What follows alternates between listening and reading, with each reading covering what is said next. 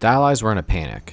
In the final days of the First World War, the German army had finally beaten the Russians and were able to, for the first time, use their entire army against the Allies. In March 1918, the Germans managed to annihilate French and British forces in northern France and make a push for Paris itself. For the first time since 1914, the front line and the fate of the war rested in the balance. John Pershing, head of the American Expeditionary Force, met with Philippe Petain to discuss the situation on the battlefield. Was surprised to find out that the French were making plans to abandon their capital and move to Bordeaux. The Western Front was in the throes of the 1918 Spring Offensive, a final desperate act from the Germans. It was their last chance to win the war before the might of the American military reached the trenches. This offensive drove a rift between the Allied leadership, which forced them to finally appoint a supreme commander. General Ferdinand Foch was appointed Marshal of France and was tasked with saving the Allies. Pershing quickly offered to deploy his troops who were training throughout France. Foch, who was at first reluctant to have half-trained American troops at the front, agreed to have the Americans finally join the battle. The American troops were deployed throughout the Western Front to plug in gaps in the Allied line. American troops were mostly deployed around Bellewood and the Marne salient. American troops, with the help of the French, were able to hold off against the Germans' final push to try and capture Paris. By July, the German offensive was stopped dead in its tracks. The Allies believed that it was finally time to go on the offensive.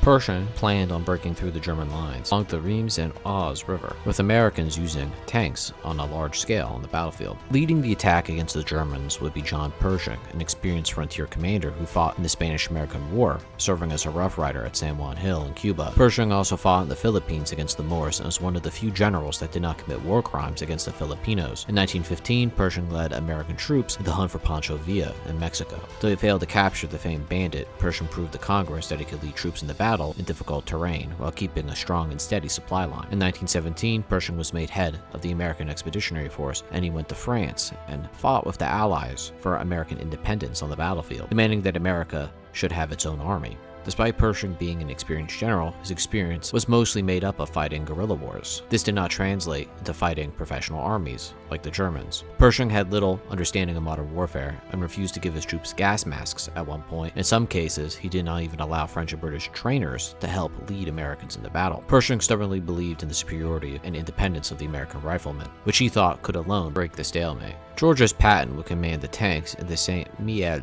offensive. Patton, a man that almost needs no introduction, came from a military family and was a master swordsman and a cavalryman. He served as a captain during the Villa expedition and joined Pershing's staff upon America joining World War I. Patton developed an immediate interest in studying the British Mark V and the French Rouleau tank. After a 2-week visit to French and British tank schools and the Rouleau tank factory, Patton proposed to Pershing the creation of the first American tank force. He was then promoted to colonel and became head of the first American tank school. By August, his tanks were ready, and Patton took command of the 1st Light Tank Brigade just in time for the Saint-Mihiel offensive. George Marshall, another man who is synonymous with World War II, fought in the Philippines and attended VMI and was sent to France in 1917 as a staff officer, where he took part in organizing the army and planning raids on enemy trench lines. In spring 1918, he was transferred to help take part in the planning of the Saint-Mihiel offensive.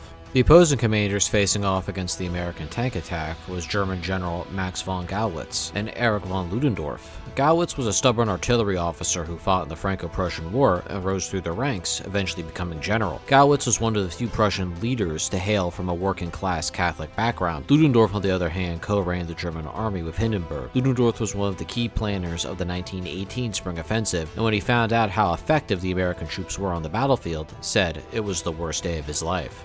Americans throughout the Spring Offensive proved themselves to be brave in battle and courageous, but lacking in tactics. Their attacks were clumsy, as one French officer put it, after the Americans failed to move from cover to cover during a charge across no man's land. By summer, American troops varied between experienced to totally raw. The most experienced units were veterans of the fighting at Bellewood. During this time, American air units were being trained en masse, and by the time of the assault in Saint-Mihiel, Americans would have reconnaissance planes and pursuit squadrons to help take part in the battle. The newly formed American Air Force would be equipped with British and French planes and were instructed by Allied pilots. The American tank units under Patton also went under the same transformation. They used French and British tanks and were instructed by Allied officers and used French doctrine as their model. Petain planned on using heavy tanks for their initial breakthrough, and then have light tanks follow up the attack and also be used as infantry support. The German army, on the other hand, were depleted and on their last legs. Units were under strength, and border was breaking down. Despite this, the Germans still packed a punch due to having more machine guns in each unit and more than 300 aircraft that they could use as close air support. By August, it became clear that Foch was changing the focus of attack along the Meuse with the help of the British. Haig and Foch changed their goal of finishing the war in 1919 to 1918. This change of objective caused troops and material to be diverted to other parts of the front. The forces designated for the attack were greatly reduced, with French and British units transferred to other parts of the Western Front. The attack was then moved from August to September, with heavy raiding beginning in August instead. German plan on the other side of the trench line entailed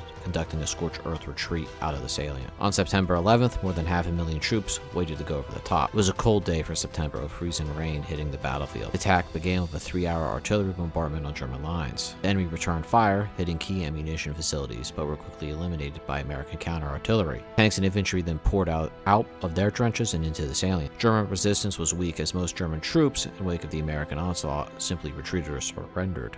More than half of Peitin's tanks were out of action in the opening hours of the offensive due to mechanical issues. Petain led from the front, leading his men on the back of one of his tanks. By mid-morning, he met up with the 42nd Rainbow Division under command of Douglas MacArthur. After a brief meeting during an artillery barrage, the attack continued, with most German forces routing, but a few stubborn pockets remained, particularly around the Bois des Morts forest, where machine gunners fought to the end. Eventually, the Americans cleared out the forest and pressed the attack. Despite the mud and the rain, Peitin's tanks made a lot of progress on the first day. The reason why Peitin's tanks made so much ground is because they had fuel tanks following the combat tanks in the battle. When a fuel tank was blown up, infantrymen would simply follow the tanks with jerry-rigged sleds. Out of all the future World War II generals to see battle on that day, Terry Allen, who led the 1st Division of North Africa and Sicily, had the strangest story. Allen's 3rd Battalion was spotted by German artillery and was shelled. Allen was wounded and sent back to a hospital for treatment. Allen refused medical aid and went back to the front, missing teeth and losing blood. He was found by his division wandering aimlessly. While looking for his men, he found German dog tags and picked them up and put them in his pocket. When he was found by his men, they confused him for a spy and took him prisoner. But eventually, they believed that he was their commander, and they took him back to the hospital. On the 16th, the battle was declared a major success upon finding out that the Germans had no plans on counterattacking. The Americans were able to prove to the French and British that they were capable of fighting independently, despite growing pains like set-piece coordination and long traffic jams.